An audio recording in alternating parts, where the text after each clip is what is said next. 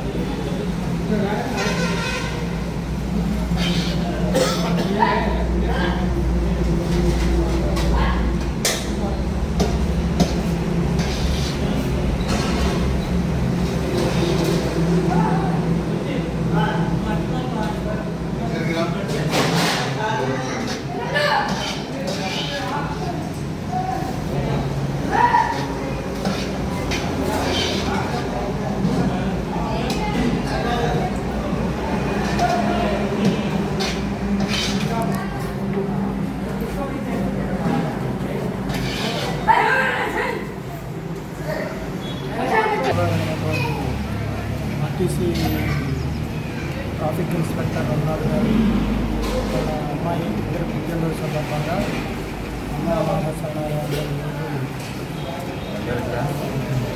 దిక్కుముక్కు లేనటువంటి అనాథలందరికీ కూడా భోజనాన్ని ఏర్పాటు చేయడం జరిగింది.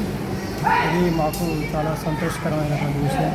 ఎందుకంటే దేశవ్యాప్తంగా మతి లేనటువంటి అనేక మందిని చేరదీసి ఇక్కడ ఆశ్రయం కల్పించి వాళ్ళకి ఉచితంగా అన్ని సౌకర్యాలు కల్పించి మరి వాళ్ళకి ఆహారాన్ని ఇచ్చి అనాథల్ని ఆదుకుంటున్నటువంటి ఈ సేవా ఫౌండేషన్కి మా వంతు కర్తవ్యంగా ఈ ఒక్కరోజు ఒక పూట భోజనాన్ని ఏర్పాటు చేయడం జరిగింది. ఇలా అందరూ కూడా వారి వారి సందర్భాన్ని బట్టి ఫౌండేషన్కి సహాయం చేసి దిక్కులేని వాళ్ళందరికీ ఆదుకోవాల్సినటువంటి బాధ్యత మనందరి మీద ఉందని చెప్పి నేను ఈ సందర్భంగా అందరికీ విజ్ఞప్తి చేస్తున్నారు. మరి ఆర్టీసీ రిటైర్డ్ ఎంప్లాయీ అయినటువంటి శ్రీ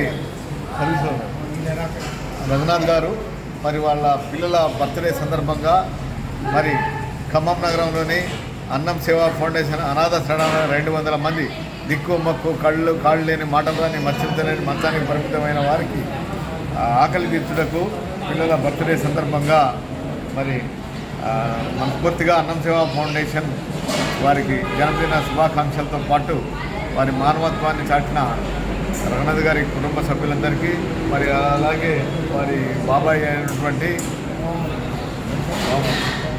బామ్మతి గారు అయినటువంటి ఇటీవల రిటైర్ అయ్యారు. మరి బాబు గారు వీరి భగవంతుడు ఆయురారోగ్యాలు అష్టైశ్వర్యాలను కలగజేయాలని కోరుకుంటూ ఇక్కడ మేము చూస్తున్నారు 200 మంది వైద్యులుకున్నారు. వీళ్ళ ఆకలి మరి సారు ఇదే మొదటి కాదు, ఎన్నోసార్లు వారి యొక్క కుటుంబంలో మ్యారేజే కానీ బర్త్డే కానీ సంస్కృతికాలు కానీ కుటుంబ సభ్యుల్లో ఎవరికి అలాంటి ఏదైనా కానీ అందరినీ కూడా ప్రోత్సహించి మానవత్వం